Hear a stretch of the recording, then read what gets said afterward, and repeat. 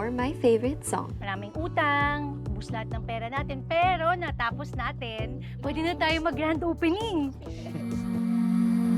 This next song is also original, and I wrote it for someone who's not here.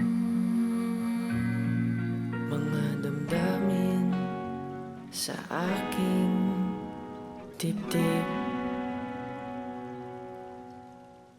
umaakyat sa aking lalamunan. I just need a scratch paper. Excuse me! Excuse me! Hoy, ano ginagawa niyo sa kanya? Tigilan niyo nga!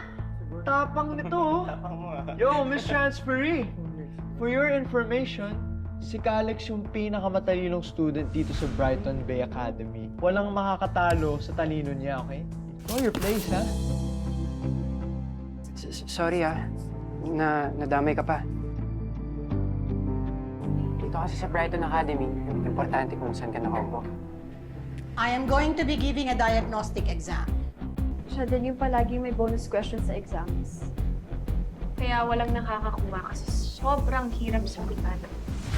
Si Rina po? Siya yung nakababatang kapatid ni Mama Bebe mo. Kaya lang, lumaya siya ng bahay. Dahil nagkasama kami ng loob. Pasensya na po.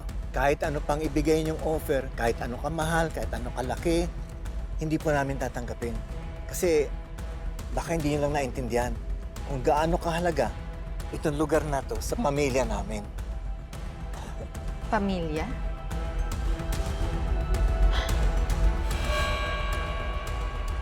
I was once part of that wretched family. Remember?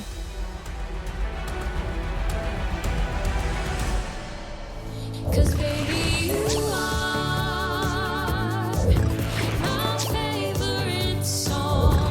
I'll put you on repeat all night. I know that I'll never move on. You're my first ride where I belong. You are my first heartbeat song.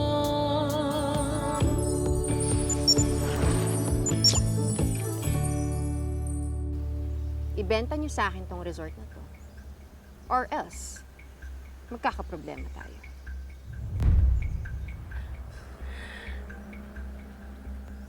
Halos 17 taon si Rina. Hindi ka nagparamdam sa amin. Hinahanap-hanap ka namin, Hinahanap? Bakit mo pa ako kailangan hanapin? Eh kasama mo naman tong paborito mong anak. Na lagi mong pinagtatanggol. Hindi ba? Because in your eyes, I was always the black sheep. Hindi totoo yan, Serena. Pantay ang trato ko sa inyong magkapatid. Ano ba naman, anak? Stop calling me anak! Matanda ka. Dahil sa'yo, nasira ang buhay ko. Dahil sa inyo, namatay yung anak ko. Pwede ba, si Rina? Huwag mo nga binabastos si tatay ng ganyan. Ikaw ang sumira ng buhay mo. Ikaw ang lumayas nung gabi yun, kaya ka na aksidente. Oh, I see. Alam mo, you're still the same, Ate Beverly. The goody-goody, good-for-nothing eldest daughter. But look at you. And look at me. Ngayon, sino sa ating dalawa ang umasenso? You have until 5 p.m. today, and not a single second later. Kapag hindi nyo ipagbenta sa akin tong resort na to, sisiguraduhin kong magsasara kayo. Serena, anak, pwede naman natin pag-usapan to eh. Serena, Tatay ko, bitawan mo. pag-usapan natin to. Tay, tama na. Ano, aalis na naman siya.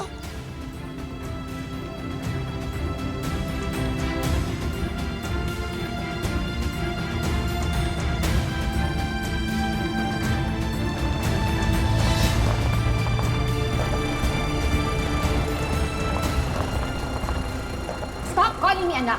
Matanda ka. Dahil sa'yo, nasira ang buhay ko.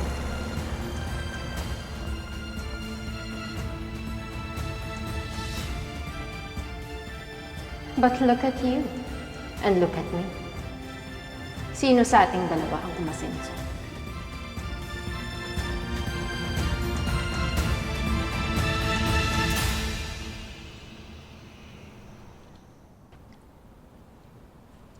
Salamat. Lady Mara, salamat po Pinakain niyo po ako. 2 araw na po kasi ako hindi nakakain.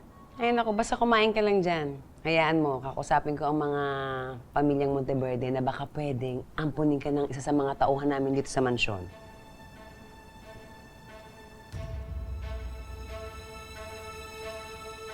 Totoo po ba ikwento tungkol sa nawawalang prinsesa ng pamilya Monteverde? Alam mo, ang pamilya ko ilang henerasyon na naglilingkod sa pamilyang Monteverde. At totoo, oo, totoong nawawala ang prinsesa ng mga Monteverde.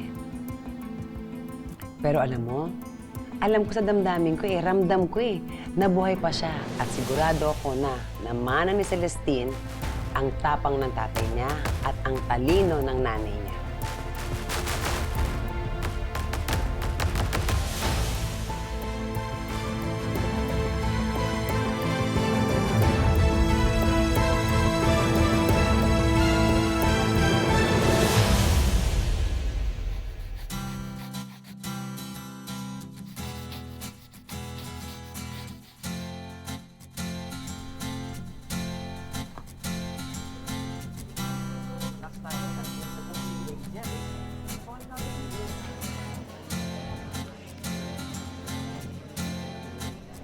Everybody, settle down. Settle down. Okay, tapos na ako mag-check ng mga papers nyo. I am now going to give you kung sino ang highest score. Well, what's new? For sure, it's Calix. Lagi naman siya yung perfect score.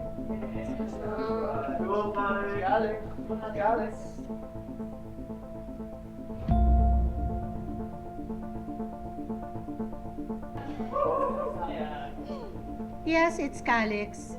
100 over 100.